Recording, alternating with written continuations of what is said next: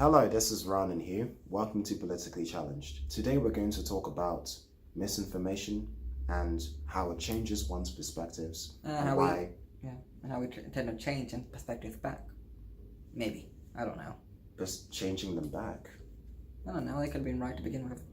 But we should probably do a bit of house cleaning, as it were, because it takes us a while to upload. Do you want to talk about the Matt and the YouTube wake up situation?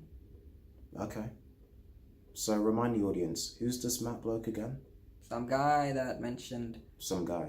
Okay. Some guy. We don't need to go into too much detail. He's a YouTuber. He's some guy. He's some guy. He's a YouTuber that complains that YouTube didn't care enough about pedophiles using innocent child videos of children doing innocent things to, discuss and talk about them in not so innocent ways. And there's this whole wake-up campaign that Mark was a part of for shortly leaving YouTube. Well, shortly before leaving YouTube. Trying to leave. He's still there, I think. His videos got over 2 million views because a lot of people feel that, there shouldn't be pedophiles looking at children in a disgusting way.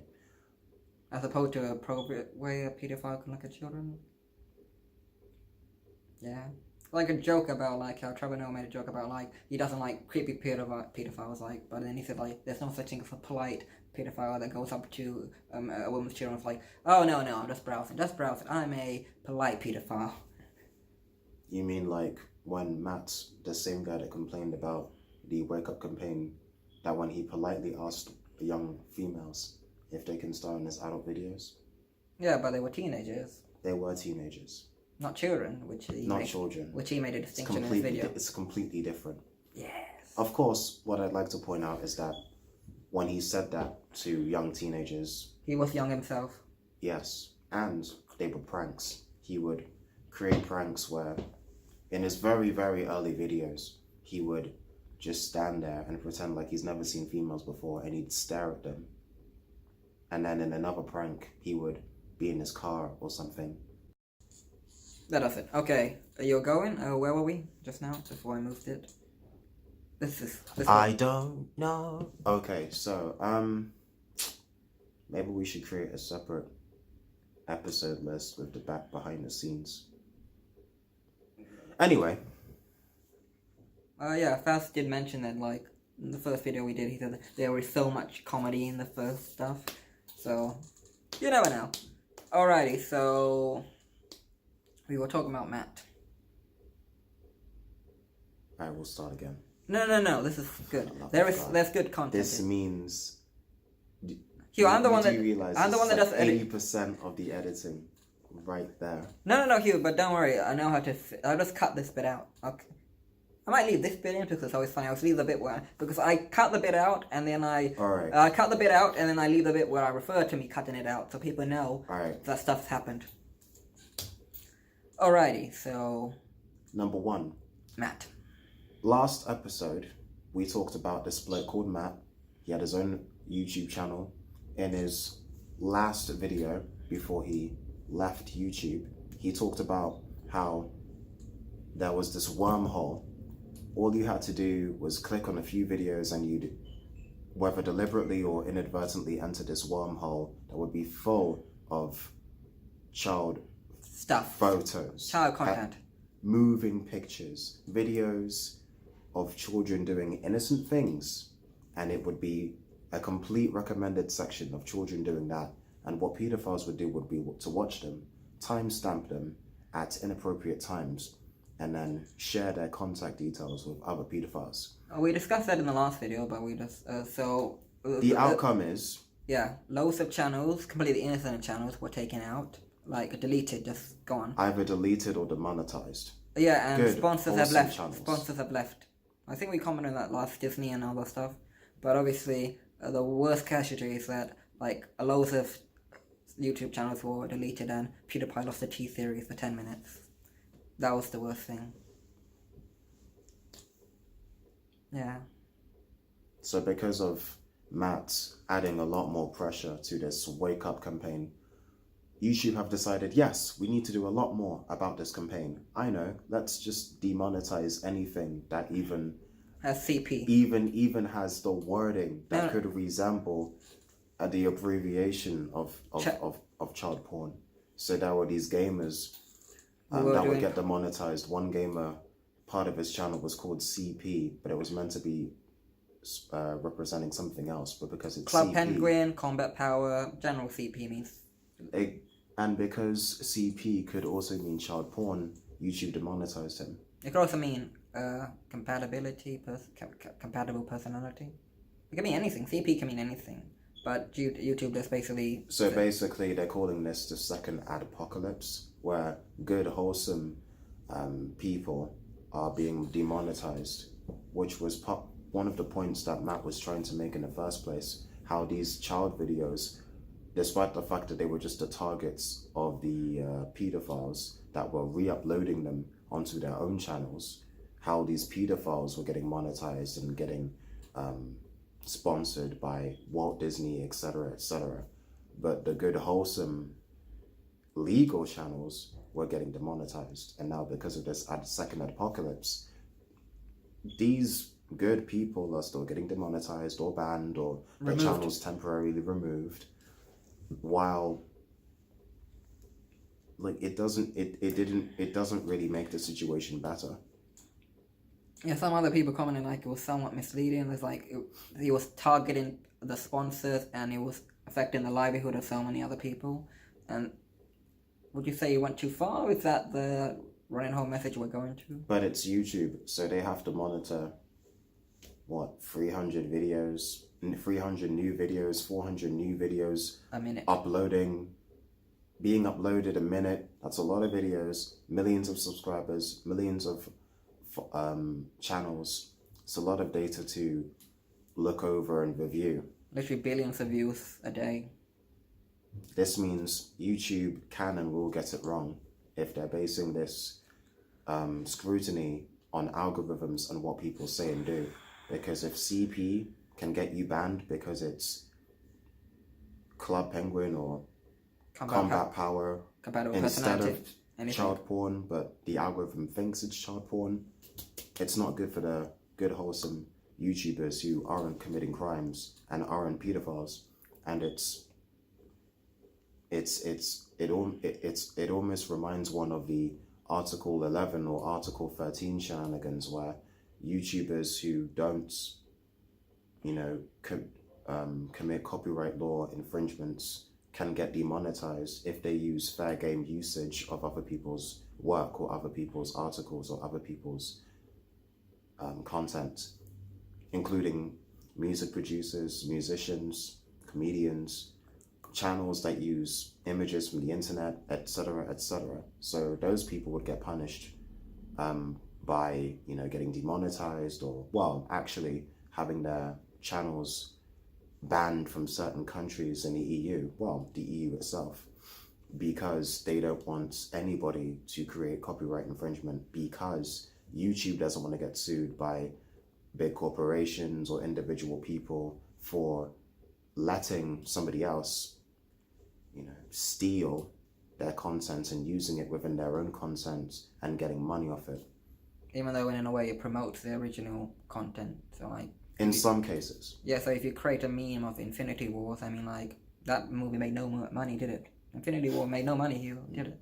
They went broke because of memes. There are so many channels that review movies and talk about movies and games and magazines and celebrities, which actually give more exposure to these celebrities and video games and computer games and movies.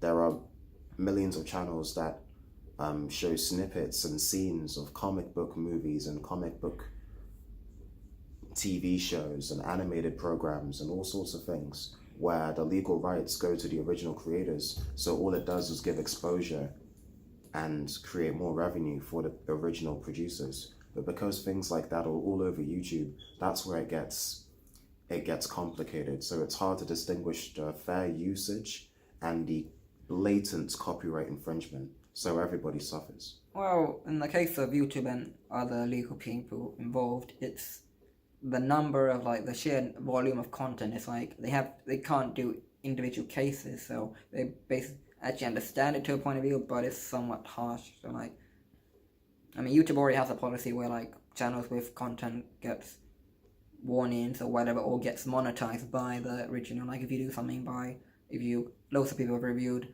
The Dark Knight and Batman vs Superman for obvious reasons. One's really good and one's alright. I didn't have a problem with it, but people really don't like The Dark Knight. I don't know why, but yeah. So people make content about that will get copyright. Well, the revenue will go to Warner Brothers, whoever owns the rights. So yeah, it's more of a case of like, I wouldn't say Matt's a bad guy, but like I think some can say that he made himself seem like a hero. But I see the message and I don't judge him because everyone was. The irony is I saw this video from Blast that was basically demonizing Matt for inadvertently causing the second apocalypse because Inadvertently. You know. Well, he also said, I wouldn't. No, Blast. He made a balanced argument, but he was kind of annoyed about this Matt guy. Thought that Matt was about to leave, and then suddenly he gets all these followers. So now he goes to live streaming, and he might do more videos. So a guy who gave up on YouTube the video of him saying bye might actually reboot his career, YouTube career. I'm gone. Goodbye. I'm back, y'all. Oh yeah, PewDiePie mentioned a joke about. Well, he mentioned how like Lily Singh. Like, he said that she's taken a break and then she came back after taking a break. Well, that is the point of taking a break, though. Yeah, but you generally, when you take a break, you basically, like, you take a break and when people get worried, like, is he still alive? You just say, I'm alive, and that's it. You could just do a tweet or a post or whatever. You don't have to make a whole video about why you're leaving and stuff. You tend to just leave. I mean, we took a break. We've taken several breaks. We have not referred to it. We have a very small community of, like, 300 followers or whatever. Not many subscribers on YouTube, but we have like a community page of 300. I don't think anyone would care if we just stopped uploading. No one said, are you two alive now? No one cared. Why haven't you uploaded anything in months? We're waiting. We're hungry. I'm looking forward to the day that our commenters and our subscribers are just, if we accidentally miss a week, they're like, where's your content? Where's your new stuff? We're waiting for you. We're hungry. We need you. Come back.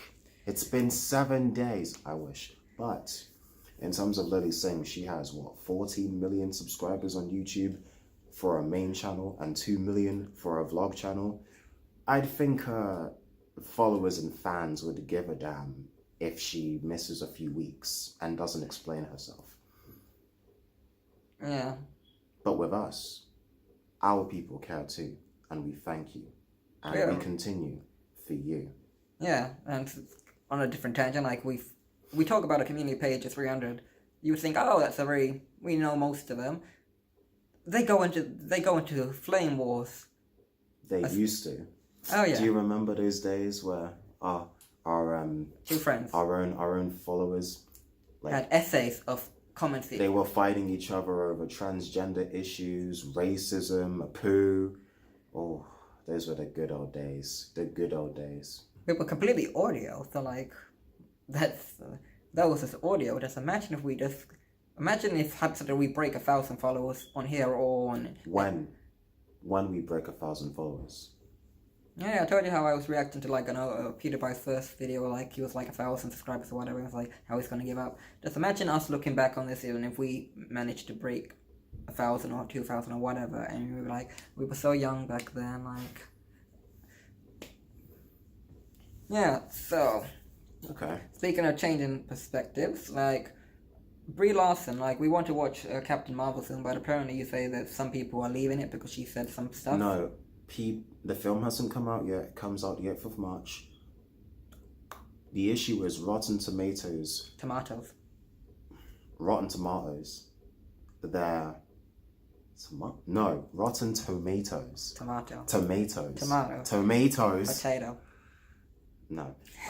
Their ranking of Captain Marvel keeps dropping. Now it's the lowest it's ever been. And if you look at the YouTube community and their reaction, you've got a lot of people supporting her, but you've also got a lot of people disliking her because they think she's some sort of quote-unquote feminazi. They believe she's a racist because she would go out and say things like, I don't care what a 40-year-old white man said about A Wrinkle of Time. The movie wasn't made for him. It wasn't made for anyone, to be honest. No one watched it. Apparently, the show that the film she's talking about, the one with Oprah and Reese Witherspoon turning into a green flying dragon type monster. Watch the film, please. Anyway, I was just like, you need to see it to believe it. When I saw the Honest trailer, I was like, what is happening? Anyway, so this film that Oprah was in, it bombed. And apparently it was the remake of another film that bombed, which was the adaptation of the book that did all right. Seems to be loved. Yeah, so the general opinion was that the first movie they made was that the first movie was mediocre, but they thought, oh yeah, it's good cast, Mindy, I don't know her last name, Mindy from Mindy Project, Reese Witherspoon, Oprah, and other people had a lot of backing. Like this, they thought the other movie was mediocre, but with all the fun, with all the money they have, it was like, this is going to be better, this is going to be good, and it was worse. It only made like 22, 23 million in the box office, which, if it was us, but if it's a movie that had a budget of tens of millions of dollars, especially with all the special effects and all the people in the movie, how much would they have had to pay Oprah? Wasn't it her movie? Didn't she produce it or something? I mean, like, I doubt she paid herself much. She's the producer. How much would they have had to pay Reese Witherspoon and all those other people? Mindy, Chris Pine. So many people. So many people. Yeah, and that's the thing, that people thought the cast is really good, and yet it wasn't as good as... It supposedly didn't work out. I say supposedly, I hadn't seen the film. My God. But the point we're making is... Well, the point was Brie Larson talked about how she didn't care that a certain demographic wouldn't like the film because it supposedly wasn't made for them. But if you lose it, let's from the perspective of somebody who hasn't read the book or watched either of the movies.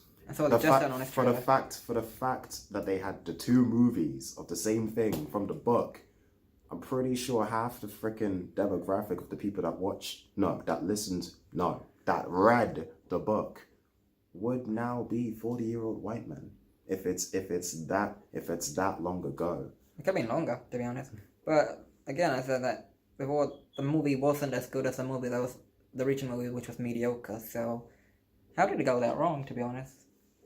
So like, are people basically calling that movie propaganda or something? Is that what is Brie Larson like? That's not the point. It's just that Brie Larson, from when she says things like that, people believe that she's some sort of SJW, and then because of that, some people may not want to see the film. And also, we're forgetting the most important thing. The people are also disliking the trailers. The thing is, Captain Marvel is a very integral part of the comic book universe for Marvel, but she hasn't had that much mainstream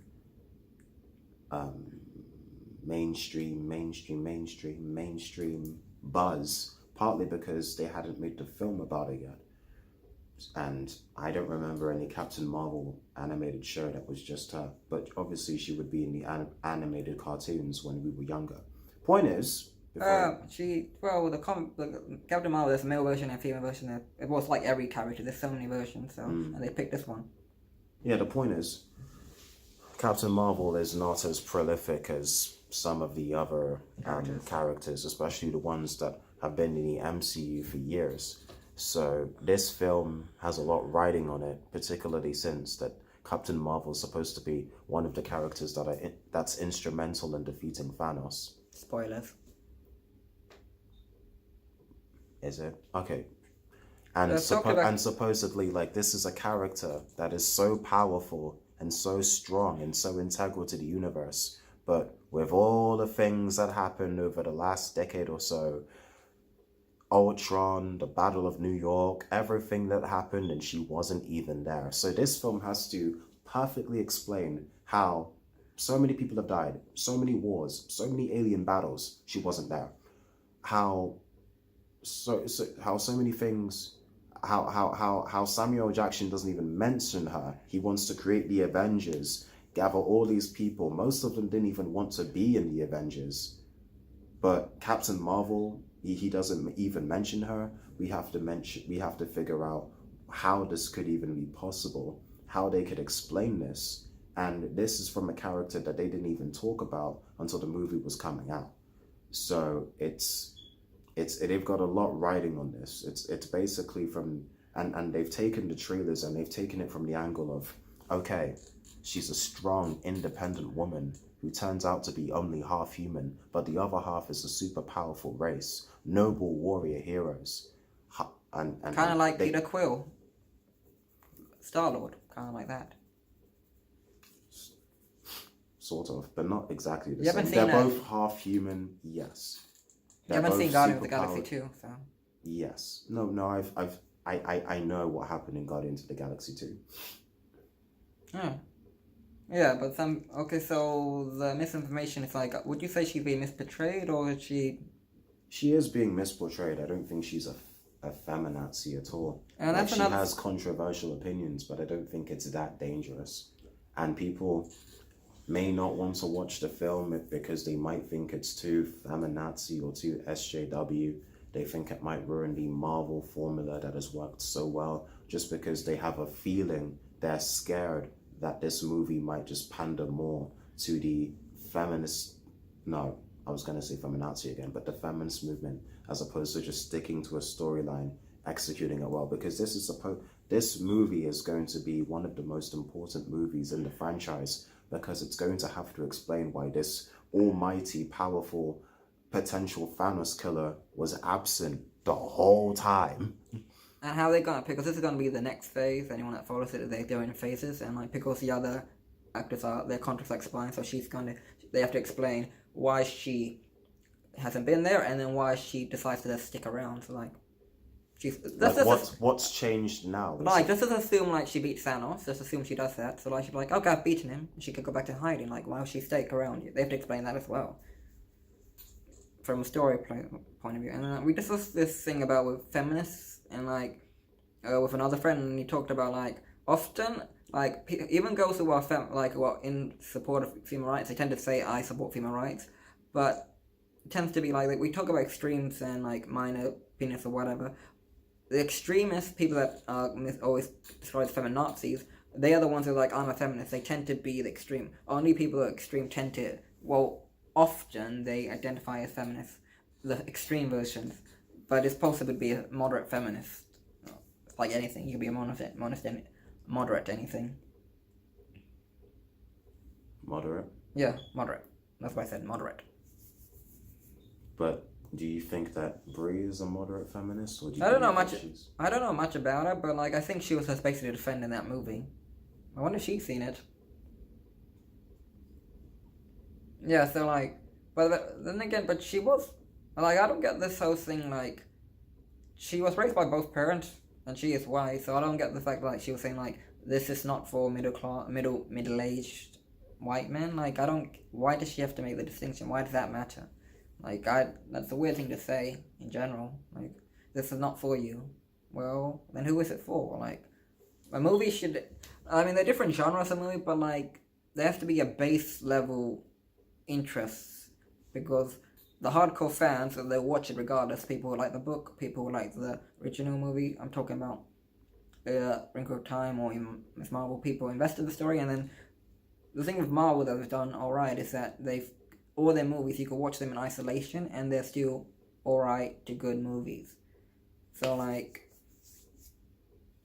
if the movie doesn't have a general appeal, then if she's saying like this movie isn't for you, but every movie should be general in a sense. It should be like watchable. You can't be like, oh no, that's too specific. Like Star Wars is sci-fi, but like that's probably the most liked movie.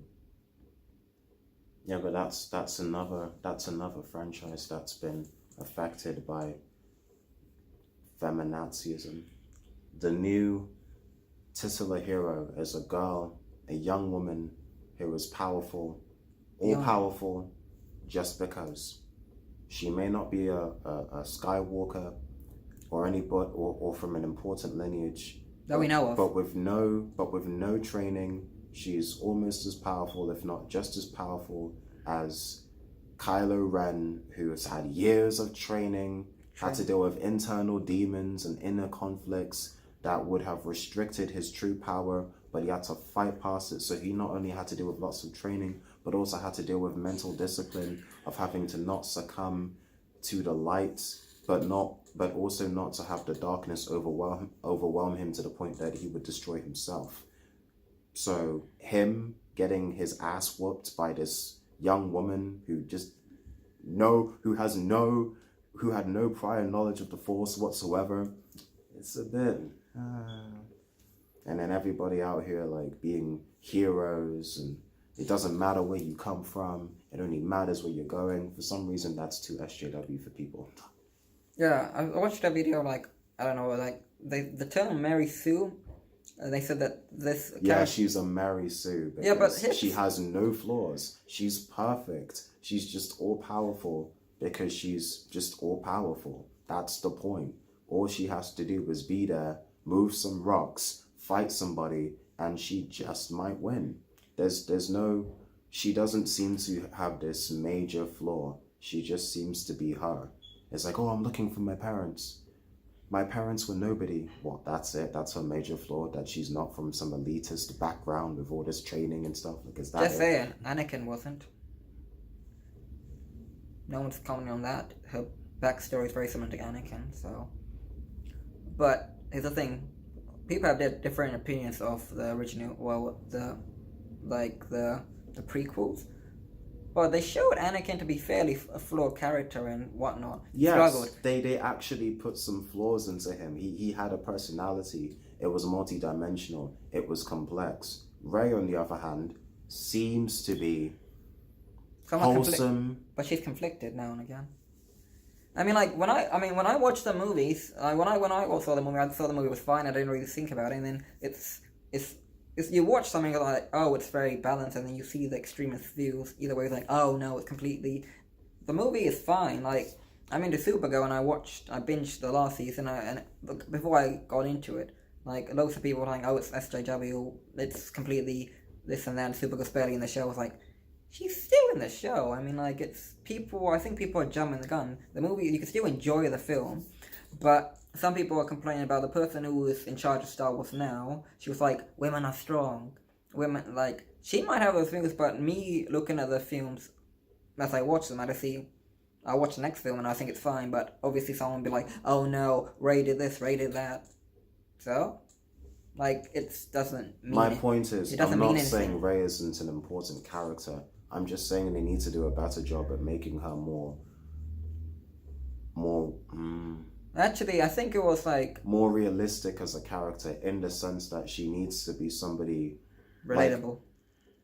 She's already relatable though. She's parents will effectively nobody's like even the women watching, no matter where you're from or what you look like it's not going to be easy to relate to somebody, except for her, having a tragic past, having a family leave her behind. Yeah, that's relatable. But in terms of her own inner conflicts, what are her inner conflicts?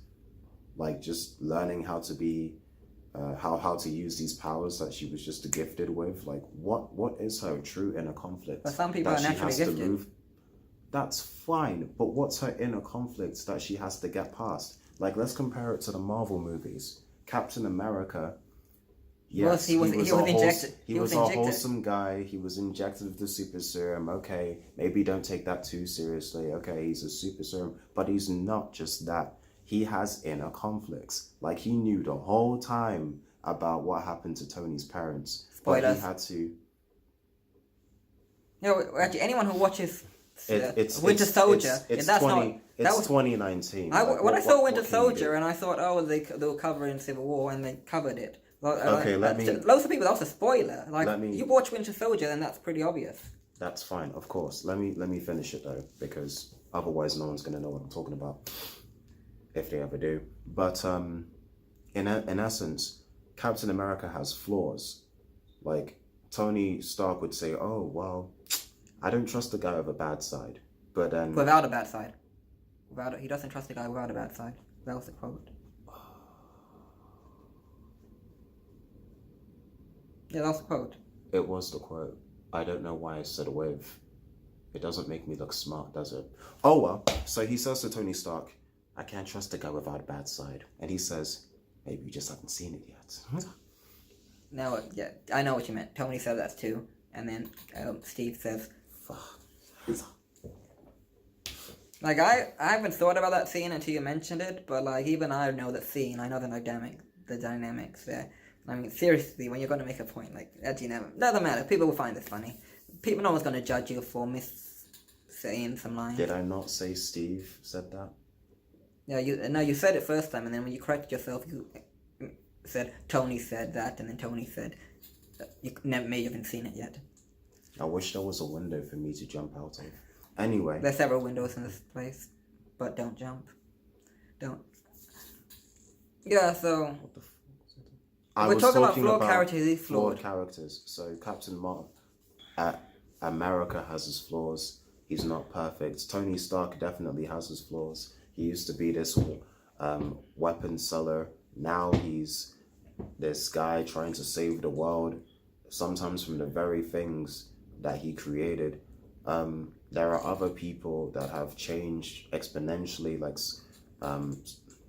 Scarlet Witch, Black Widow. Yes, no, Scarlet Witch's story arc is really good, but instead of exploring that, they're exploring Black Widow, and you're right, they're making a Black Widow movie. Why? I want to watch a Scarlet Witch movie as well, but there's more narrative with Scarlet Witch. Like it seems that her story is just there already. It's like she used to be a villain because she blames Tony Stark for the death of her parents. Spoilers. Just everything I say is spoilers. Just let it go, people. What I'm saying is these people have flaws, these people have backstories, and they have inner conflicts. Scarlet Witch went from villain to hero, but she also had to deal with people misrepresenting her, judging her the wrong way. When she made a mistake, people would say, oh, are these people really meant to be heroes? She's dangerous, etc., etc. And then she tried her best to try and deal with that, and she had her inner conflicts. She would think, well, am I doing the right thing? How do I stop making these mistakes? Will people trust me, etc., etc.? She has her inner conflicts. Ray, she's out here like, okay, I want to find my parents, but you know your parents ain't coming back. That might be an inner conflict, actually, but it's not. Are you saying it's not portrayed enough? It's not portrayed enough? Are you telling me she should be in agony throughout the entire movie? There's no real struggle like that she. Yeah, but like, how do you weight it? Are you saying she has to be completely emotional throughout the movie? Then is that what you're saying? No, of course not. But there's no true apart from the parents thing, and apart from having to learn how to use these powers properly. There's no inner conflicts within her own personality. She's basically the same. Yeah. Except, Jesus, my own points are unraveling now. Okay, maybe you could argue that her story arc, there is the inner conflicts of being the newbie in the game, and then she gets better with her powers over time. She gets trained by several people, including Luke himself, over time. And she become a better warrior, better fighter, and then this will be something that will allow her to grow as a person, as a Jedi, etc., etc. She does have conflict. I guess I don't get the problem with her. Like, like, it's one of those things that I didn't notice. Like, I watched the Arrow show. It's like, this is a quote that was said by Barry, the Flash's love interest, and this annoyed a lot of people. When I saw it, I was like, I didn't get annoyed, and then when I saw other people getting annoyed, I was like, I got a different perspective on that. But I was like, basically, she says, you're not the Flash, we're the Flash. He's the one with the super speed. And in an episode, he loses his powers and she gets transferred to her, and she manages to basically do everything he does, but better one day. But it's taken him 5 seasons to actually not even do half the stuff she does in that one episode. And people are annoyed, and people are like, that's feminism getting into the Arrowverse and stuff. And what is your opinion on that? So basically, like, he had super speed and it took him 5 years to get that good, and then in one episode where she has powers, she's doing stuff that she didn't do all those 5 years. They couldn't for the sake of the show, they couldn't let her have the powers for 5 years. So I guess to speed things up, as it were, they could just show her having all of his powers. Because if it was only her having like one of his powers, or only use some of his powers, then it wouldn't be as effective in terms of that particular storyline. But to move on to something else, since we're almost out of time, is there anything else you wanted to talk about? Yeah, I didn't have a problem. Well, I didn't have a problem with the Wheel of Flash thing, but I thought that the context of the scene, I thought, oh, that's very romantic and whatever. They are married. Spoilers. I keep saying that, but it's spoilers anyway. They're married, so like that's kind of a. You could see the conflict.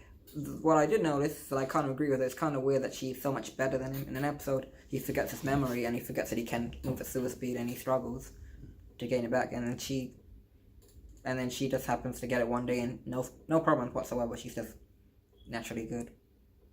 Alright. So that's kind of strange. But they also said, imagine that scene basically with Lois and Superman, and they said, you're not Superman, we're Superman. You're not Batman, we are Batman. You are not Captain America, we are Captain America. Like Michelle Obama, you're not president, we're president. Melania Trump, you're not president, and I don't want to be president either. No, I'm kidding. Yeah. That would be a horrible thing to say. But yeah. So often people are like. In terms of our actual topic that we're meant to discuss. We're talking about misinformation. Misinformation. Let's talk about Trump for a second. Change perspective. Oh yeah. So basically, let's talk about two things. Okay. One, the Covington kids. So before, lots of people hated the Covington kids for existing, talking about, oh, they were harassing the Native Americans. And now there are different reports saying that the kids were just that they weren't the villains that the media made them out to be. There were reports saying that the guy that they were harassing wasn't being harassed. Apparently he wasn't a Vietnam veteran. All these different things. You've got the left supporting the Native Americans person. You've got the right supporting the Covington kids for different reasons. You've got the right talking about how the Covington kids were just, exercising their rights and how they weren't trying to harm anybody or harass anybody. You've got the left talk about the Covington kids like they're, like they're evil. But both sides are flawed. The right side, because you have to take into account that even if these Covington kids are not as bad as people think they are, you also have to decide that you also have to realize that the Covington kids, they're babies, they're children. There are people all the time using their political beliefs to make other people's lives miserable, both on the right and on the left. You've got people demonizing Kanye West, making fun of him, making him look like a clown because he's one of the few black celebrities living in LA or Hollywood that's actually pro-Trump and open about it. Not just one of those people that's pro-Trump and they lie about it or they cover it up. He's pro-Trump, and then you had all these black celebrities unfollow him on Twitter. You had all these left-wing media outlets and liberal media outlets cuss him out for being pro-Trump, but Kanye is allowed to be whatever he wants to be politically. Black people can be conservatives and black people can be Trump supporters. Doesn't matter whether Trump is a good person or not. Republican people can be Democrats. Like, when Kanye said, oh, slavery is a choice, obviously he wasn't talking about all slaves. Obviously, he was thinking about the mindset. And the irony is that when black people go and say, no, Kanye, you're wrong. Black people are oppressed even today. Even if that's true, no, they mean like in America. Some parts of the world, of course, like African migrants in different parts of the world, of course.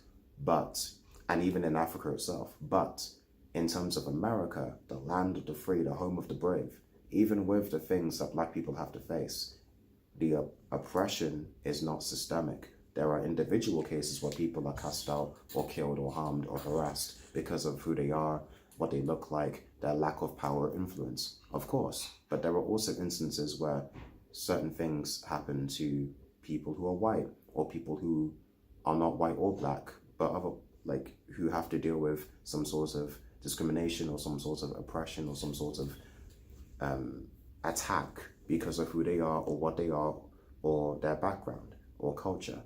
People have to deal with that. It's not just black people. It's not only exclusive to black people or Muslims or poor people. Different people have their own different struggles. And that doesn't mean that one struggle is more important than the other or less important than the other.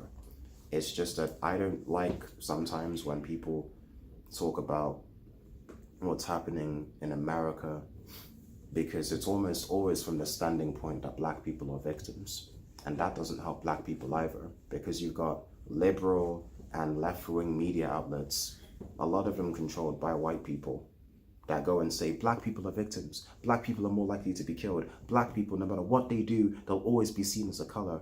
Here's the problem with that. Even if that's completely true, that doesn't help black people either, because black people will watch that and see themselves as victims. Their mindset is restricted into thinking no matter what I do in this world, people will always see me as a color, and that's demotivating. So you'll have black people, instead of trying to start their own businesses, they'll continue to be employees because they don't think that black people will be able to become millionaires as fast as white people, etc. You'll have black people who won't want to ask for a raise or ask for a managerial position because they'll automatically believe that just because they're black, they won't even be considered. But you have to flip it the other way. You have to think about the rights argument that no matter who you are, what you are, you have to pull yourself by your bootstraps or whatever the hell it is that they say, and you have to put in the work, and that's how you create the money. You can't ask people for money, you can't beg people, you can't ask for reparations or welfare or whatever. It's up to you to protect yourself, your family, get your money right, build your own empire. Yes, in that sense, that's correct. You have to make sure that you do your own work. But at the same time, you can't just demonize every single person who takes welfare or wants reparations, or people of color, or even low-class white people. You can't demonize them for wanting a little bit of assistance, for a little bit of help, or feeling as if they're being disadvantaged. Because in certain situations, people are disadvantaged. And if those people are constantly disadvantaged in certain aspects of life, they're going to feel demotivated. Instead of just automatically demonizing them, saying, oh, you're being silly, you're playing the victim card, you have to understand why they see themselves as victims. And it's partly because they see people that look like them on TV, and then those people are seen as victims. You see the kids and the people and the men and women in Africa constantly being seen as charity cases in the Oxfam videos, in the Live Aid videos, in all these Water Aid, Red Cross videos. This child is suffering from severe malnutrition. Black people. I've been to Africa multiple times. It's not like, but I'm from a certain part of Nigeria, so it's like people don't, like, I haven't seen that specifically, but every single time they mention Nigeria with a charity, like on the news, somebody's getting bombed, somebody's dying of nutrition, there's a corrupt leader that needs to be gotten rid of, etc., etc. They don't talk about the African festivals, they don't talk about the cultural events, they don't talk about the African businesses, they don't talk about the African millionaires or the celebrities. They mostly, if not always, talk about the bad things of Africa, or the bad things of South Asia, or the bad things of Eastern Europe, or Russia, or China. Why? Like, China's got how many billionaires? China's doing how many good things, but they always want to focus on the negative. Because it's a whole country that's... It's like 1.3 billion Chinese people. Yeah, and over 1 billion Indians. And there are 200 million Nigerians, and there are 1.2 billion Indians. But well, they've gone past 1 billion in India already? Yeah, India and China are very close. It's like 1.2 billion. I thought India was breaking 1 billion, and like China was getting past 1.2 billion. No, India's got at least 1.2 billion. I know that for a fact. Alright, that's not relevant. By the time we upload this, it will probably be true. So we don't need to fact check that. It'll be true at some point. Anyone watching like this in 10 years or whatever, it will. My point is, yeah, it is possible for people that look like us to be out here making money, getting the money right, doing well. Yes, there are certain situations and certain aspects of life where people like us may be at a disadvantage. It doesn't mean that it's impossible for us to succeed. Yeah. We both have like a bachelor's degree and we both have masters, so obviously. We're alright. But you don't need, even No, with but that, you don't need those things to, like, you've got how many people, like, yes, we do have degrees, we do have master's degrees, masters of science, yes, good, big deal, fantastic, we're educated. no, I'm not saying However, that it doesn't matter. even if we don't have those degrees, like, you can still do things. We're doing this as a side thing, so. Like, I know so many people of, like, not, like, people of different colors, different ethnicities, they can't get a job for whatever reason. And there are so many ways that you can go about it. There are so many ways that you can process that mentally. You could think, oh, maybe it's because I don't interview well. You could think, oh, maybe I'm not applying to the right jobs. Or you're thinking, maybe I need to do internships first. Or you could think of it the other way. You could think, oh, maybe it's because I'm brown, or I'm black, or I'm female, or maybe that's why they're not giving me the job. Maybe it's my surname. People view things in different ways. I'm not saying they're right, I'm not saying they're wrong, but at the same time, I believe that if you have the mindset that you're going to succeed, whatever happens, you're more likely to succeed. If you have the mindset that the world is against you, even if that's true, even if it's false, you're less likely to succeed. Point. I mean, I remember watching a video which was poorly edited, but it was basically an interview from, I'm guessing, the 70s, maybe 80s. It was basically a black guy from a business and a white, maybe she was clearly older than him. I don't know, and she was talking about how there's a problem with like blacks and like women in the industry, and he was talking about black people specifically. He was like saying that people say blacks earn less than white people, and he said that's true, but then he said that's in a population by population bias. So he said that when you look at the high earning jobs, often in those high earning jobs, when there are black people, they tend to earn more than their white counterparts. The problem is, what you should actually look at, like, why there's so few black people in those positions, and exactly like what's happening, like why is there such a disparity in like how, let's say, like why there's so few black people in those positions, and why is it that they on average in those do they out earn their white counterparts in those positions? That's another. You could like, if you look at the stats, it depends where you look at these stats from. So if you average out, white people in America earn more than black people, but then when you look at breakdown by different pay barriers, black people tend to make more when they're in those positions. It's just it's a systematic problem, not like we talk about how like there's a glass ceiling for certain people. Like, okay, we have 5 black people and we have like 20 white people. We should probably pay them more to like balance it out. It happens. So and you say that some people play the victim card, some people don't. But the fact is, if you are the victim, like, are you telling like people?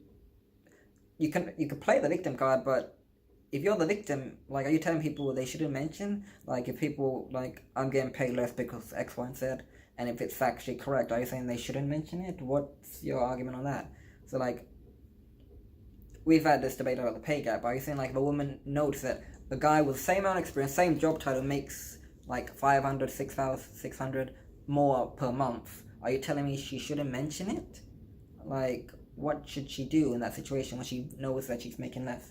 I'm asking you, what should she do? Of course, she has to. People have the right to challenge if they're making less money than their counterparts for the same exact job.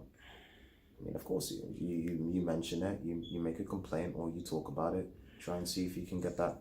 You try and ask them, why is my pay less? I mean, obviously it's something people are allowed to do.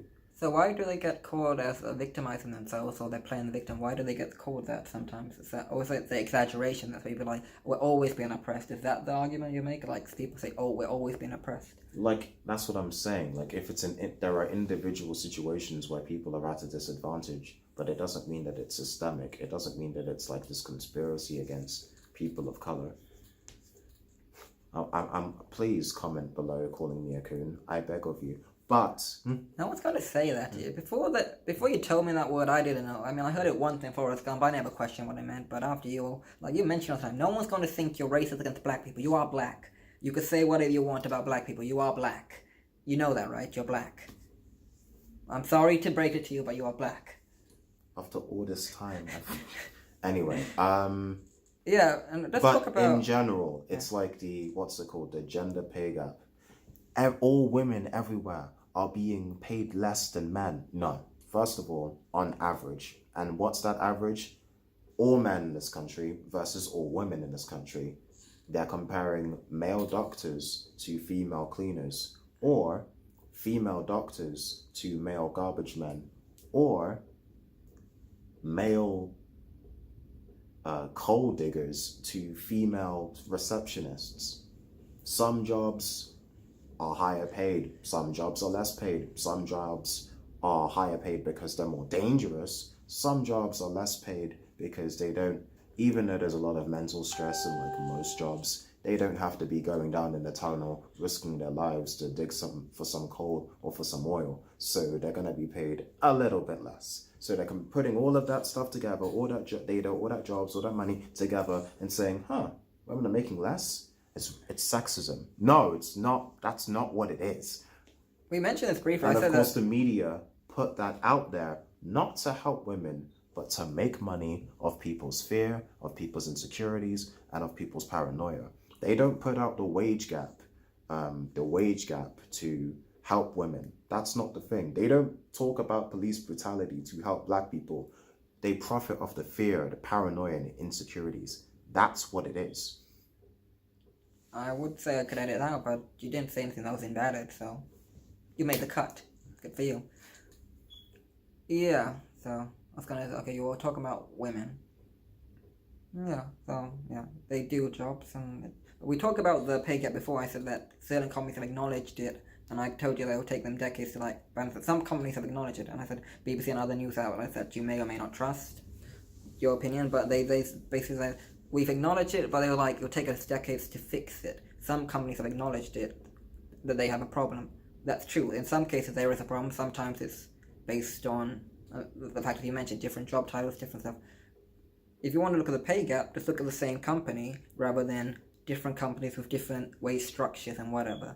So, like, you could, let's say you can make £20,500 a year for one receptionist job, and then it's 23,000 in another company as the same receptionist.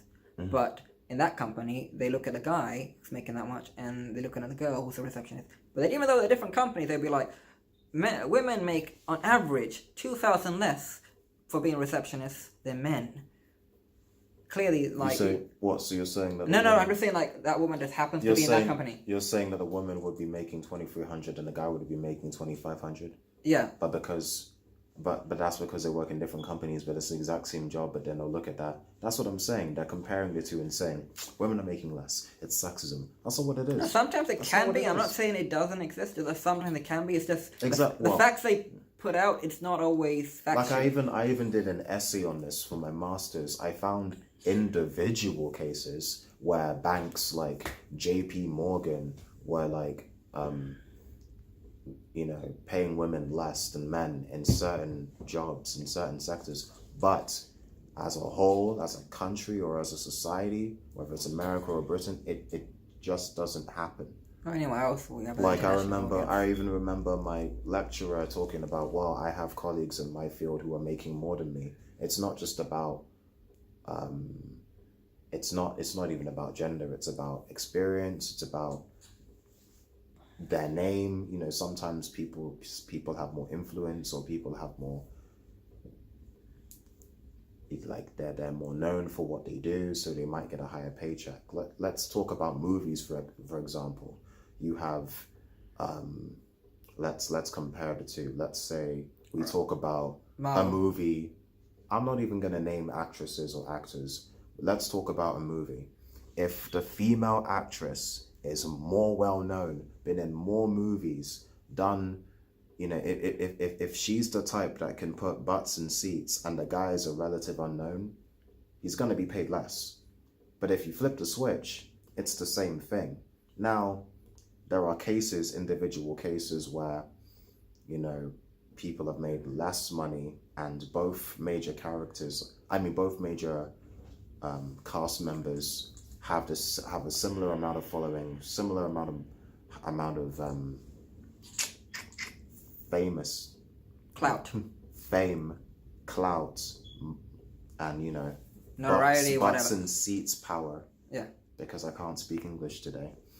They're the same. They're on the same level, but one makes less. There are individual examples where that's happened, but if we're talking about, let's say, the guy from Guardians of the Galaxy versus the woman from Spider-Man 3, he has the higher potential to put butts in seats than she does. Because one of them, the names I know, but the other, the name I've forgotten. So to respect both of them, I'm not going to name names. You mean Kirsten Dunst? No. Spider-Man 3. That's Yes. Dunst. Oh wait, she's in Jurassic Park. She plays Gwen Stacy in Spider-Man 3. And what's her name? I don't know her name. This is what I was trying to avoid. Now Yeah, we're but going to be now we're going to be sexist. How could you not know her name? And you know Chris Pratt's name. How could you? You see, you don't even know her freaking name. That's why. Except that's not a comment on her. It's a comment on the fact that I've forgotten her name. But everybody knows who Chris Pratt is. Everyone knows. Even people I don't even watch movies that much, but I know who Chris Pratt is because there's more buzz around him. Just like Matt Smith. I know, damn it. Matt Smith. The Doctor. And yeah, he used to be the Doctor. And then he was with his female counterparts in The Crown. And do you know what her name is? I do, but it's on the tip of my tongue. And we're sexist, but the point is, there's more. Claire Foy. But no, you see my point. No. So when Matt Smith and Chris Pratt are making more money than these females, Claire Foy, than these young women who are also very talented, people get in the rocket, people get in the fuss and say, "Oh, that's sexism." But no, it's about money power. It's about Matt Smith having more potential, a higher return on investment than the woman who's actually starring in the thing. It's about Chris Pratt having a higher return on investment than the woman also starring in the thing. It's nothing to do with their sex. Actually, speaking of Claire Foy, Stephen Merchant, right?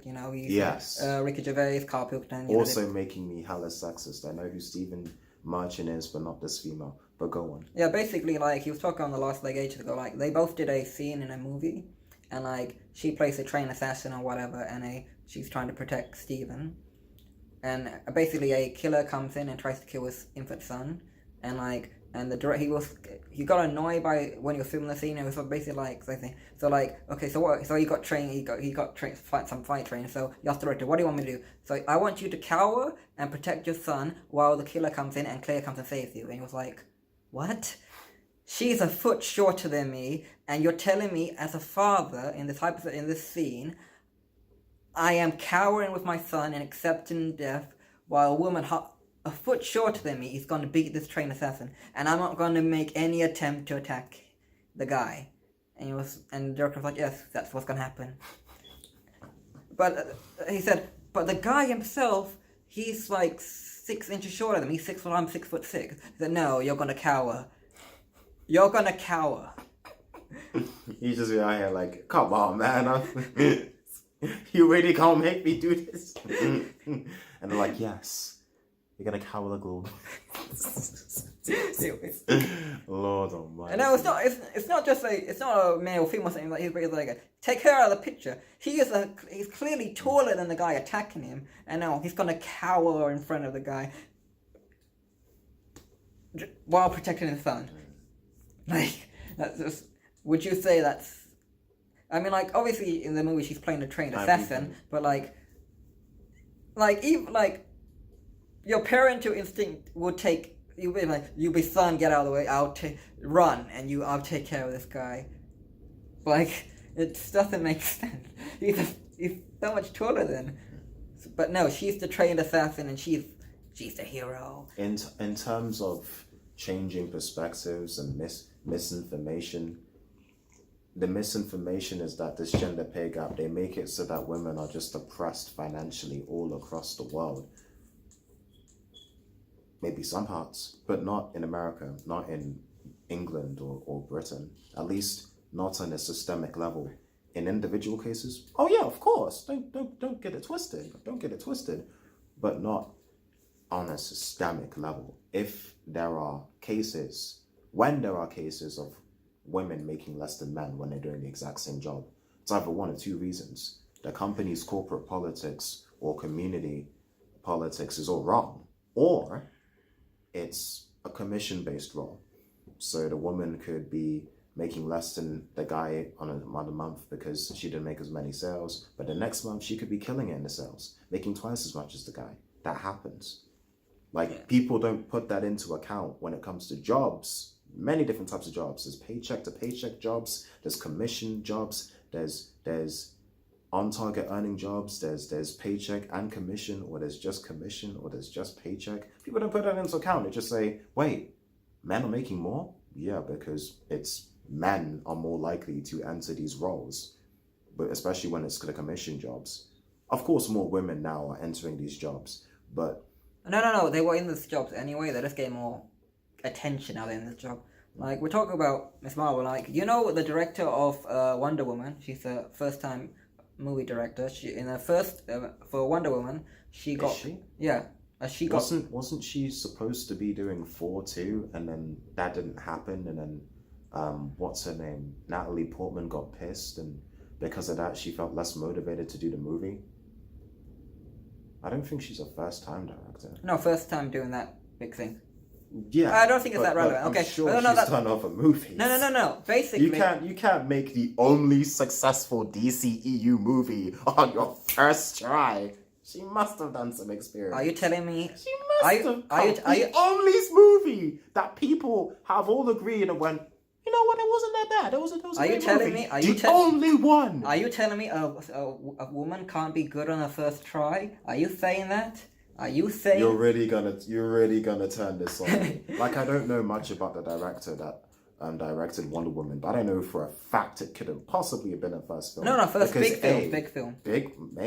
Maybe, but A, it was the only one that people didn't bitch about as much, and 2, Natalie Portman wanted her to be the director of 4 too, and then that didn't happen, so she was like, forget this, and then... It's like, she's not in 4-3. I think maybe she was pregnant or something. Actually, it worked out fine. I mean, Waititi made it. Thor Ragnarok was bloody. 4-3 is way better than the other 2 movies. And actually, no, the closer look said that he said that the first Thor was, objectively speaking, it was a better movie. We talked about that before. But my point was that for Wonder Woman 1, she was paid like $1 million for that film. How much do you think she got paid for the director? How much do you think she got paid for the next film, Wonder Woman 2, 84?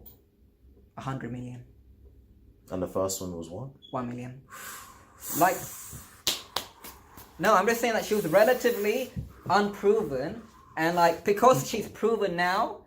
I can't milliwatt properly what I'm saying. Yeah, but no, like, actually, I couldn't get the numbers right. I think it was 8 million, and then she got like, whatever, but like, relatively, like, because like she's been proven, so now are you gonna say that every male director is gonna make that in every movie? Like, I'm just saying, I could get the math wrong. I could put the numbers in, but it's the number relevant. Basically, she went from making X amount of money to making X times 20-30. Like, actually, N would be a better thing. Return on investment.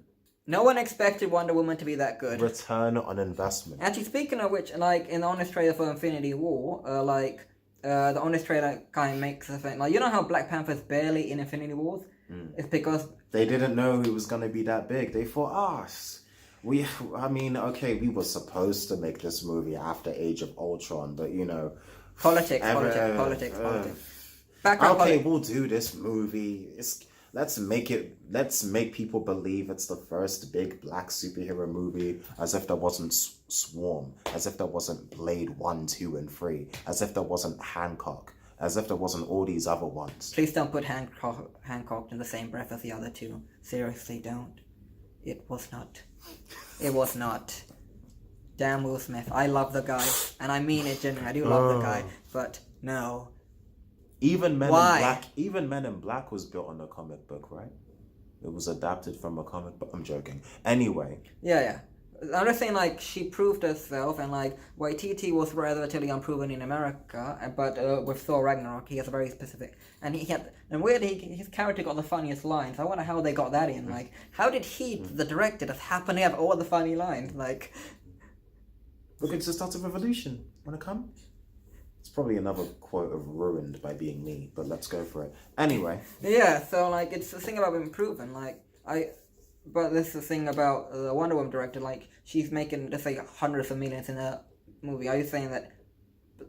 Can you say that every male director is going to make that much for their next movie? Probably not. So like that's the exception. So like you can. I mean, like I keep saying, statistics mean nothing to the individual. Nothing. Like, it doesn't mean anything. It's the reason why in that Newsnight show, or was it Question Time or Newsnight, whichever one.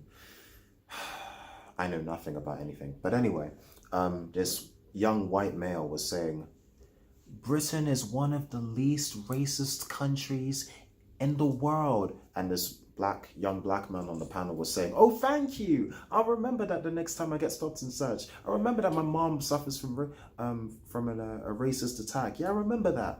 And then there was this young Muslim girl with glasses, and she's like, it's so typical that a white man would say that. 3 things wrong with all of that. Number one. All 3. All 3. Number 1, the young white man was not out here with his white privilege trying to oppress people by spitting facts. I don't like white privilege. What he was trying to do, nobody does, what he was trying to do was explain to his black brother and all his multicultural black brothers and sisters that Britain is not as awful as you make it out to be. Yes, the young black man, the Muslim woman, and other people in this country have to deal with BS because of who they are or what they are. That's obvious. However, if you compare it to other countries, Britain is more tolerant of people of different cultures, different religions, different sexual preferences. As a whole, different genders. Different genders. All 20 million of them. Anyway, that wasn't a joke, man. They're not that many genders, man. There's male, there's female, and there's variations. When I grew up, there were 2. Now there are 36. Who's to say that there aren't more than 36? Who's to say? I base it on like obviously organs and like what if there are spectrums? What if there's a spectrum? But anyway, we're not qualified to talk about that. Back to the 2 points. You mentioned 1 point. What's the other 2? Okay, so the young white man that was saying that, he was trying to ease the tension. He was trying to make things better by saying, okay, things are bad, but they're not as bad as other countries. Therefore, there's still work to be done. There's still work to be made. There's still work to be done. But think of all the work that's happened. Think of all the progress we've made. I want to believe that that's what he was trying to say. Then we go to the young black man who, like me, has had to, have people look at him in a different way because you can tell looking this good. You can tell. And then he mentioned how his mom had to deal with racism, how he's had to deal with racism from the authorities, etc. That happens. Okay, it's a fact. It happens, and it perfectly backs up what you said.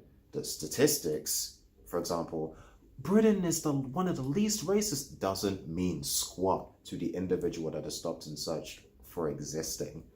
Oh, remember our first ever video, when we actually went out of our way to look for different facts and different statistics, found out that black people way more likely, forgotten how many times more likely. I think it's 8 to 1 or something like that. Yeah, like 8 times more likely. We'll refer back to our first video. There should be a cute little link in our video for you to go back onto it. But basically, way more times likely to be stopped and searched for drugs. But it turns out that white people are almost twice as likely to do the drugs in real life. But black people are way more stopped and searched for it. Way more. And we when we do it less. But the stereotypes are that, West Africans and particularly Caribbeans do it more. particularly if it's marijuana or weed. Yeah, like when we did And even marijuana, remember, marijuana is just them trying to make it sound more Spanish so that they can implicate the Latino and Hispanic people too. Okay, that's a different tangent, but anyway, so I was talking about like in one of our lectures, in our criminal lectures, a lecture where we found out that, you know, cocaine, I think it was cocaine they're talking about now, the people that use it the most often are white middle class women, middle-aged women. They're the most... Which drug? Cocaine, I think. Cocaine. Am I right? Yeah, that's cocaine. You remember the lecture, don't you? I think it's cocaine. They are the most statistically likely to use cocaine. Who stereotypically gets... who gets grouped with cocaine? Isn't it? Cocaine? Is it black people? Is it white? Is it Asians? Who gets... It depends on what type of cocaine it is. Cocaine in general is cocaine. If it's the powder, then even in the movies, lots of white people are seen using it. They tend to be men, though. But men in suits, not women. Even though they're the most... Statistically, they're the most... If it's black people, it might be the powder, or it might be the rock, the little 8-ball. But anyway, I only mentioned 2 points. First thing, white guy was not being racist. Second thing, black guy... He was talking from his own perspective. He was talking about his own perspective. So, from his mind, from his perspective, he's not going to see how Britain's less racist when it's not less racist to him. Number 3. Third thing, the young Muslim woman. From her perspective, growing up in Britain, post 9/11, post 7/7, post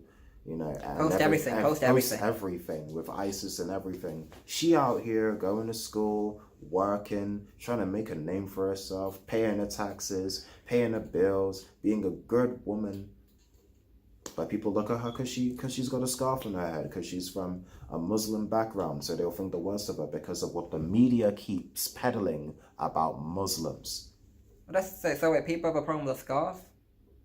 But it's a clear indication that she's Muslim, and then she was talking, again, like the black guy, she was talking about her own experiences of being shouted at in the street because she's Muslim. Wait. That happens. So the statistic that the white guy was talking about doesn't mean squat to her, because when he was talking about the statistics, she could only think about what's happening to her. So even if he's right, it doesn't make a damn difference to what happened to her or what happened to the black guy in their lives. The thing about the scarf thing... So Okay, you go. Finish Sorry. When the white guy was talking about, Britain's one of the least racist countries, to her it's like, of course, he's trying to silence us. What do you know about racism? White people suffer from racism. The word white privilege. It's a thing. White privilege, that's the thing. Like, there are white people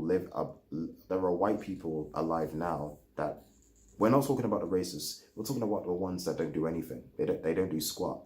And then they're getting blamed for something that happened 400 years ago, 200, 100. Yeah, it's people like you, even by other white people, the liberals and the extreme lefties, talking about, white people have been so horrible historically. But did I do anything? What did I? Like you get white people, particularly white women, being like, but you're a white woman, I bet your life is so easy. Well, not really, is it? Is it like if the Me Too movement has anything to... Like, if the Me Too movement is any indication, white women, just like other women of other colors and races and etc., have to deal with their share of BS as well. Is the Me Too movement like taken over Africa or Asia or the Middle East? That's it? Like, it's a Western thing. It's very European and American. Yeah. Like, there's parts of the world where... If the Me Too movement was taken to Africa and Saudi Arabia and parts of Asia, it's like, will it die before it would die before it began? I don't think it could even begin. Like there are certain cultures that are there are certain cultures it's ingrained. The male patriarchy is actually a thing. Like, within the religious scriptures, within the cultural scriptures, within the laws, the woman would have to obey the man and let the man do whatever he wanted. That's the thing. It's not just religion, it's actual laws. With the Me Too movement going to places like, no. It's a Western thing. I'm not gonna we talk about the other video, which will be uploaded sometime. Also, just last thing, I know I say white women, but anyway, when we were mentioning white women, you have to remember that a black woman actually started the Me Too movement. Madam Burke herself. Anyway, let's continue. What were you gonna say? With the changing perspectives and the misinformation. No, guys, it said something and I interrupted you. I said a word. What did I say? I was going to talk about the burqa thing and then... Yeah, burqa thing, okay. So yeah, that girl had a headdress on. We talk about, like... So people have a problem with that. Why don't they have a problem with nuns? Well, wear basically the same thing. It's a decent question.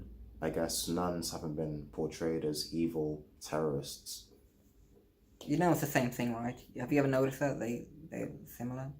No, I know exactly what you mean, but if you look at nuns, you think of Sound of Music, you think of Father Sister Ted. Act, you think of, yeah. You don't think of Allahu Akbar and getting bombed. But the media have spit it that if you're Muslim, you're more likely to do that stuff. But they forget about the Troubles, they forget about the Catholics, they forget about and you know the Rohingya thing? That was happening for years. I read about that in a GQ article like 3-4 years ago. And now they're only talking about it because it shows Muslims in from the victimhood aspect, because Buddhists are killing Muslims in Myanmar. But that was happening for years. They only wanted to talk about it now because it's more severe. Speaking of misinformation, remember that, that loads of... And when I mean more severe, it's like they have no choice but to talk about it in that case, because the media, in my opinion, I could be full of nonsense. They want people to think of Muslims as the bad people. And you can't think of them as the bad people if they're the ones getting killed in terrorist attacks. Go on. Oh, you know all those refugees, who drown and die on their way to get out of the war zone? Seen as migrants. Yeah, before that, and then that one boy died on the beach, and then the narrative changed. They got that one, I would say, it's very morbid, but they got the perfect picture, and they changed the narrative. But when I saw that, I was like, what about all the babies and children that died before? Do they not matter suddenly? The thing is, you're right. With that migrant, like the refugee crisis, they were only calling it the refugee crisis for like a couple of years. But it's been happening for far longer than that. In 2015, it was still happening. People were dying on boats, fleeing war zones. But instead of calling them refugees or asylum seekers, they were just called migrants. The migrant crisis. And this crisis predated the 2015 election, because I remember one of my friends on Facebook talking about the migrant crisis. The Tories haven't done anything about the migrant crisis. Why would you elect them? The migrant crisis. But it was always refugees. But now that it's more obvious what's going on. But then there are certain stories that should still be talked about, but nobody's talking about them. What about the refugees that are still stranded in different countries that aren't their own? How did they get back? What about the Calais jungle? All those little children that got lost in the paperwork. All those children, they dismantled the jungle, and the people that were peacefully, peace enough in comparison to where they were. The people that were peacefully living there, gone and gone lost. Instead of trying to rein in as many people as possible and put them in safe places, they were more concerned with dismantling the jungle first. And now, the people that you could find them, you can't find them now. No one wants to talk about that anymore. Again, I'm going to hop out on another lecture. Like, we got a person who talked about gang violence. Like, that guy, he talked about gang violence in one of our lectures.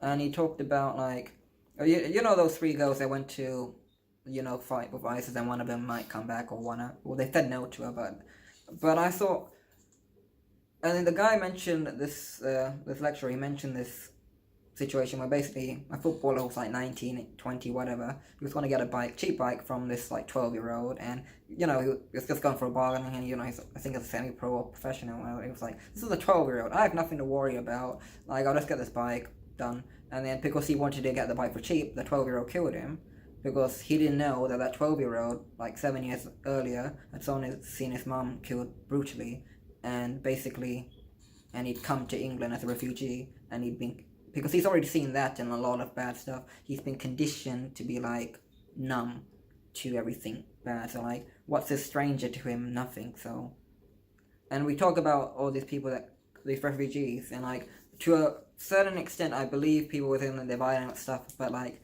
no one's addressing the psychological trauma and like whatever. Like, could you say that again? So like, they get conditioned to violence. So what? The refugee killed the person who was selling a bike, or no, the refugee was killed? No, the refugee killed the football player.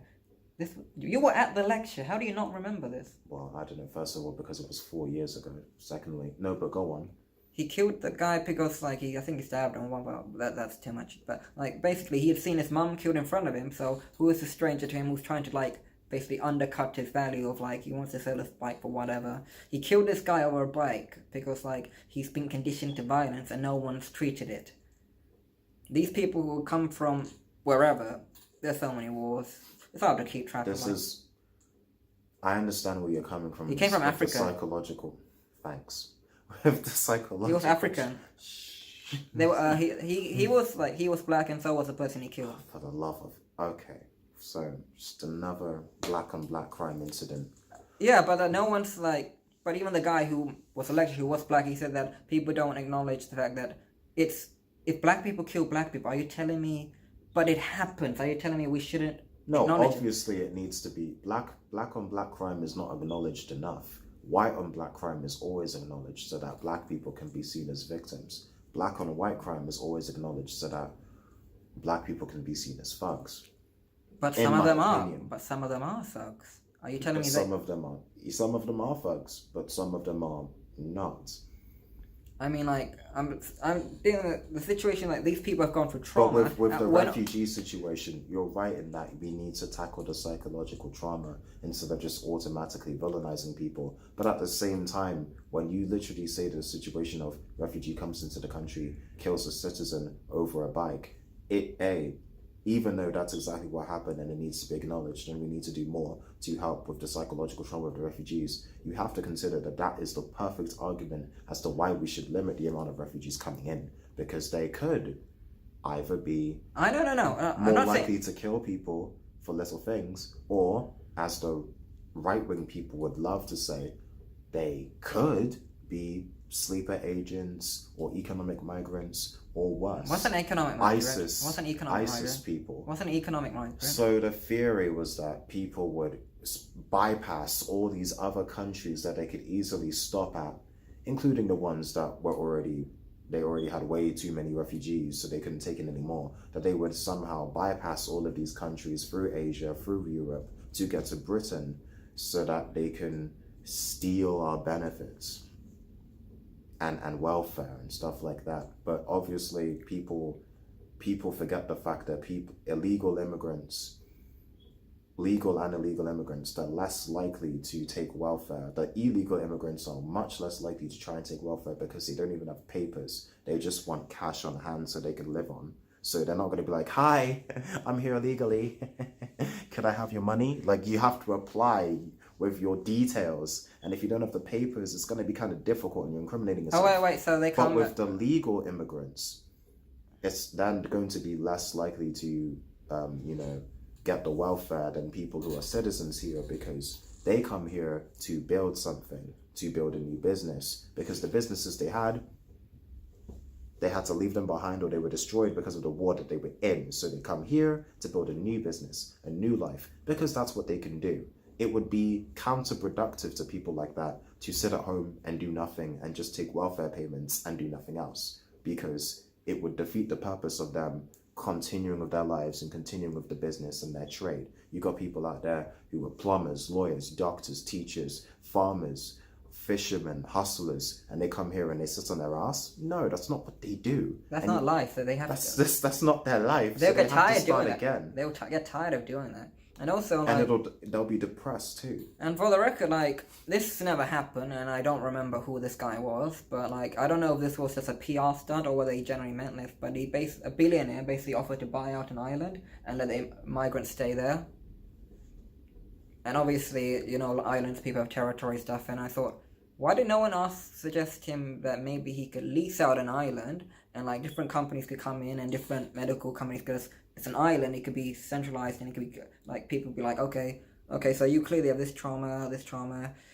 We will leave you here for now. Oh, you're just a baby, and your mum, from our records, has no violent history, but the father does. So basically, okay, you could go to Europe, you could go to the X, Y, and Z, while the father needs a psychological assessing.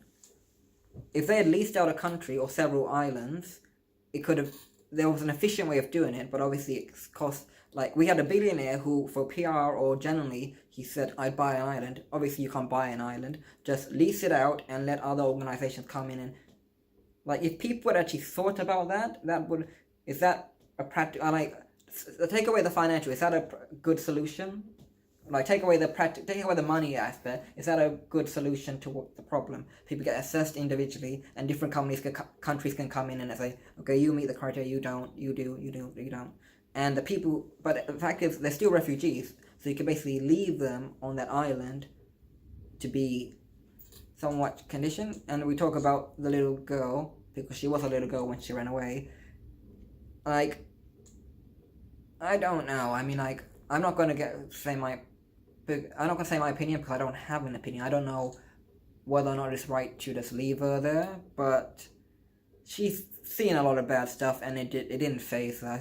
We watched part of an interview where she saw some gruesome stuff. Basically, it didn't faze her. It didn't faze her. These ISIS brides, including that Alabama girl and this Shemima. Oh, it's not just English girls; it's other girls from other countries. There's more than one, my friend. It's like they're out here in droves. Not really, but there's more than one. There was a prolific case with this girl from Alabama whose name I've forgotten, and there's also the Shemima Begum case, who we do know about that because she's from the UK. If it's Hitler's baby, if it was Hitler's baby, would you say let the baby go to Germany or let the baby go to Britain? It's a baby.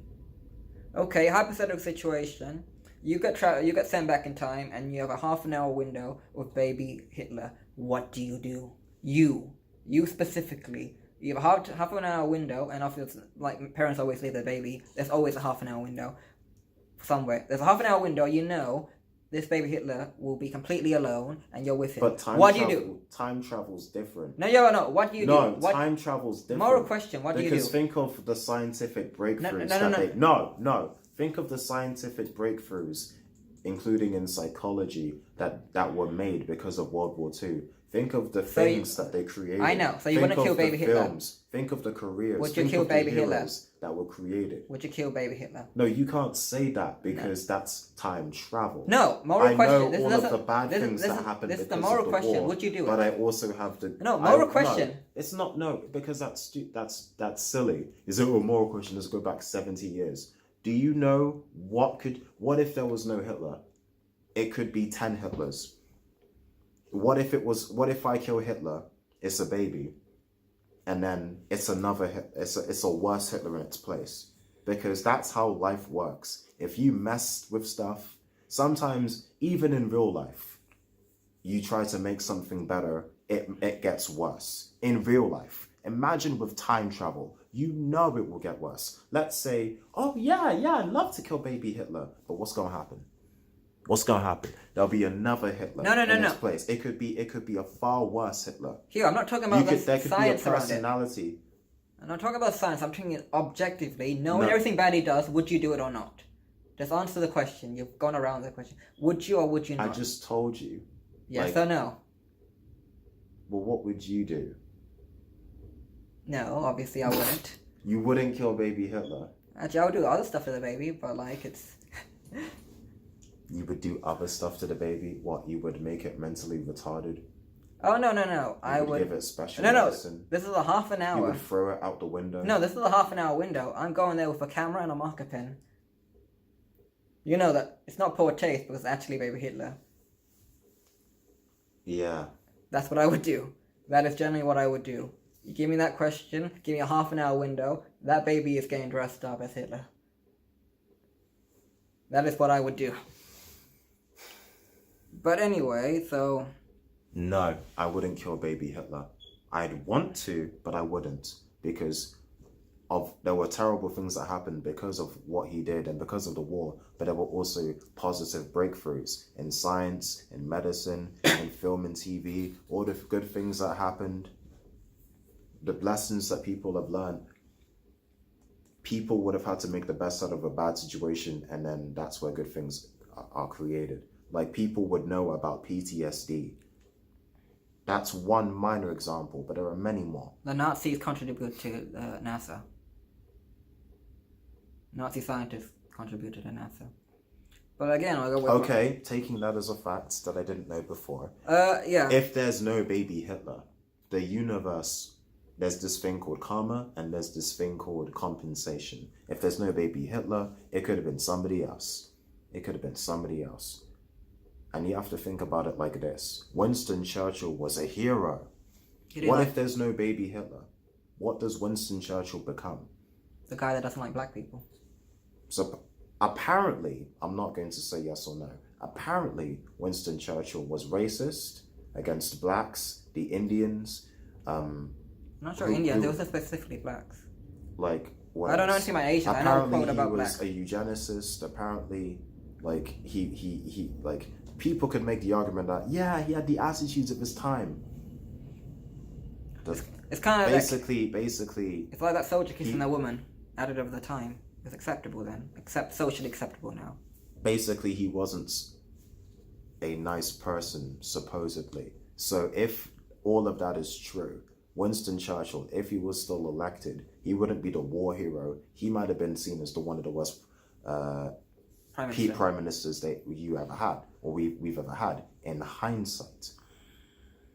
Because obviously he'd still have those attitudes, but no one would bat an eyelid because no one would care back then about equal rights and racial equality, because that would have predated King and Malcolm and all these people.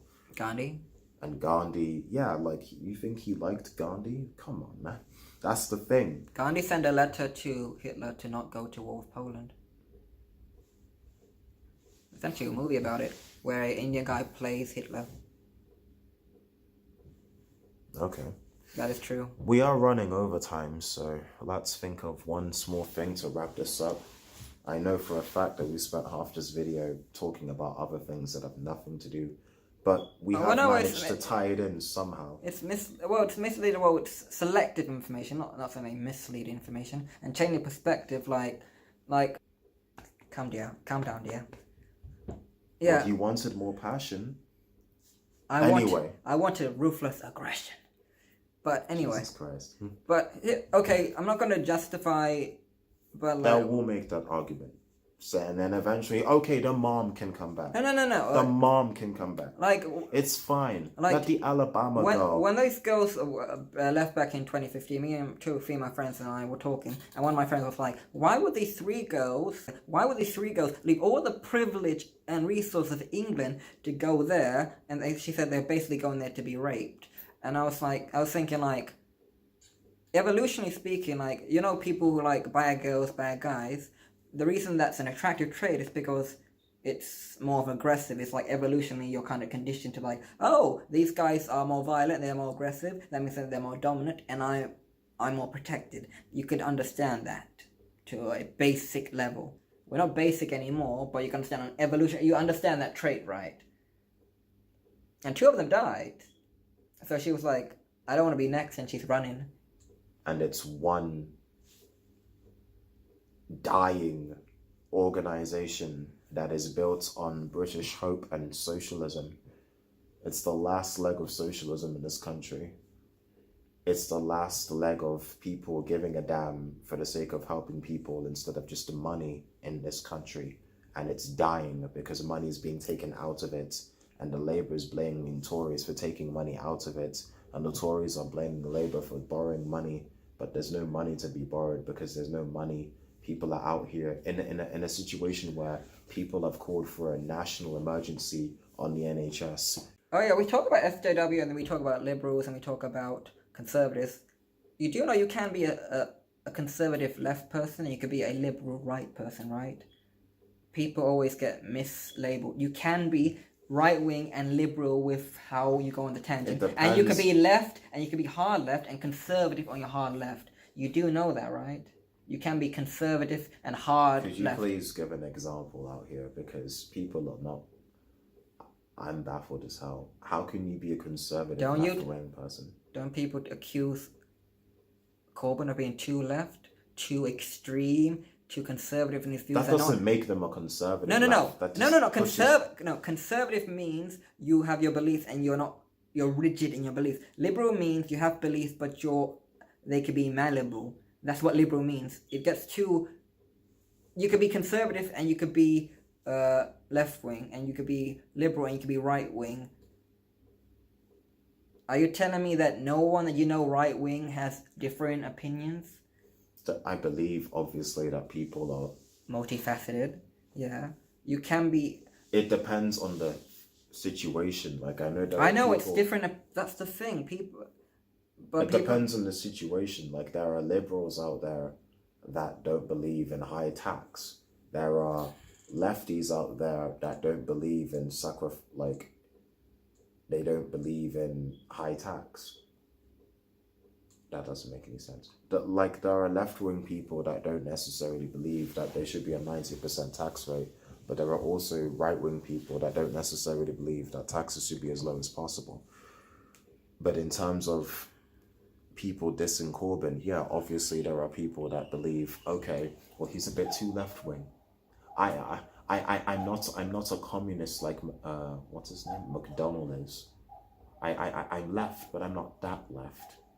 Or people can say, I'm right-wing, but I'm not as right-wing as Trump's administration. Sure, but it doesn't. Sure. Yeah, I don't like. Yeah. But calling them like conservative liberals, or liberal or left-wing conservative.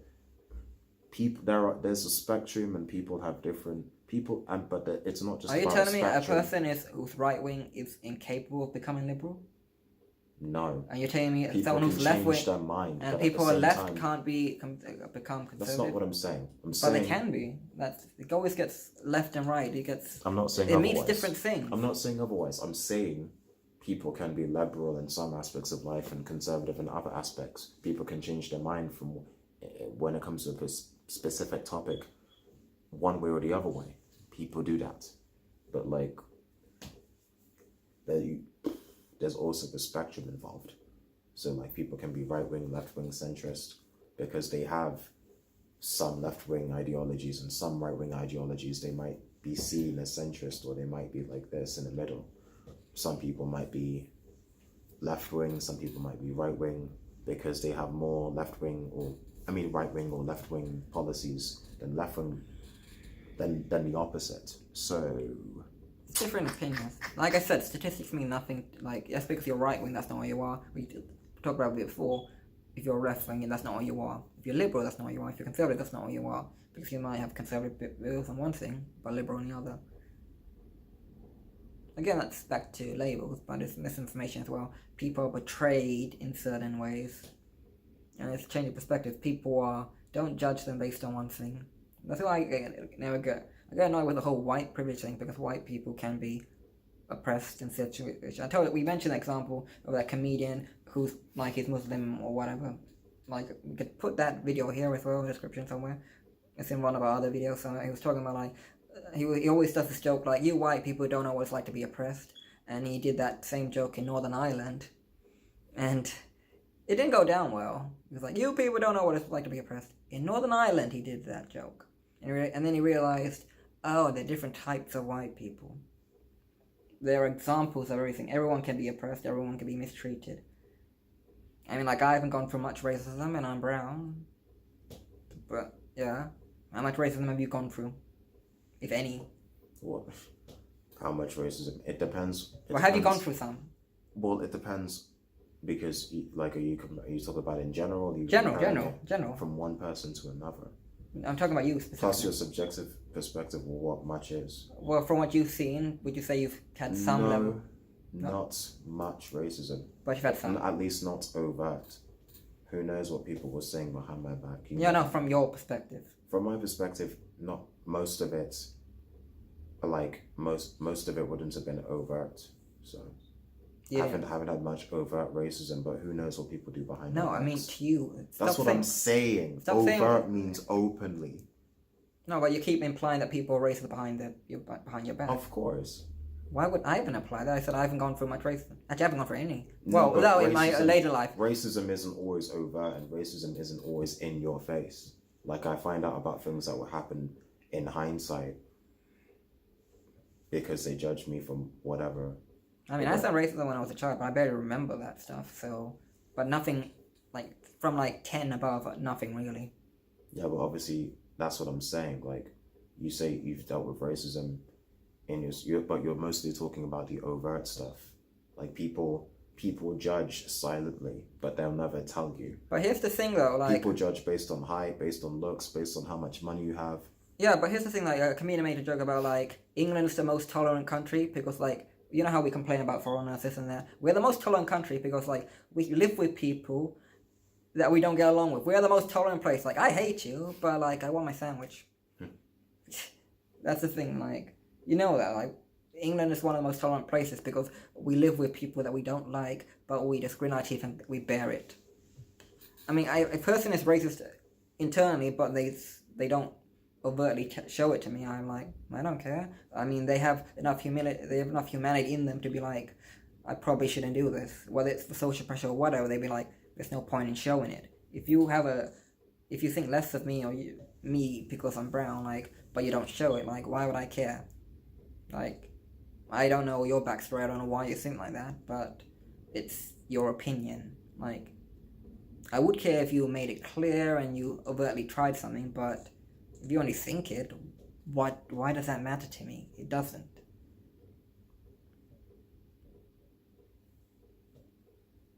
It's a good way to end it. Coolio. Okay. That's it for this episode. And we'll be back sometime. Next week we'll talk about something else that's really special and relevant. And Hoorah. in terms of media buzz, Really? sexy. We might do the Marvel review, Miss Marvel. We might watch it at some point. That might be next, or that might not be next. We'll see what happens. We'll see how our schedules intertwine. Social media's in the box. You know who we are. Ron, Hugh. It's goodbye from Ron. And it's goodbye from Hugh. See ya. Ta-ra.